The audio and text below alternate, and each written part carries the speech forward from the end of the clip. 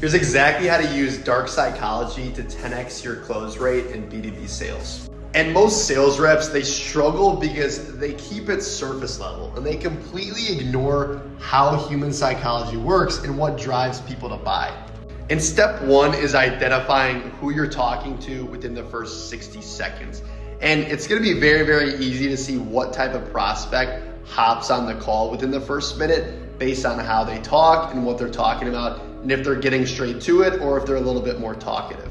And from there, you can bucket almost every single prospect into different personality types. Now, type A personalities, they are ambitious, competitive, and always striving for more. And most reps think that these prospects have no pain because they're already successful, and that's completely wrong, because type A prospects actually have the most pain.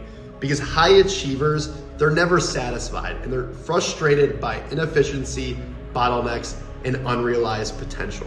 And with type A personalities, you gotta sell the gap. You gotta ask questions like, where do you feel like leaving money on the table? Or what should be further along by now, but isn't? And you're able to actually get a lot more pain with these prospects because they're always striving for more.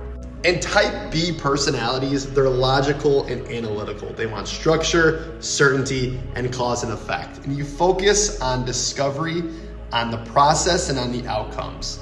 And you figure out what happens if nothing changes within the next 6 months. Now, type C personalities are way more passive and risk adverse. They want safety and reassurance, and they fear making the wrong decision. So you wanna ask, what's making this stressful right now? What happens if things keep going the same way? And once you identify their actual personality type, you're able to tailor discovery around their internal pain, not your product. And that's dark psychology in sales. It's not manipulation, but it's simply understanding people better than they understand themselves. And when you do that, closing stops feeling like convincing and starts feeling inevitable.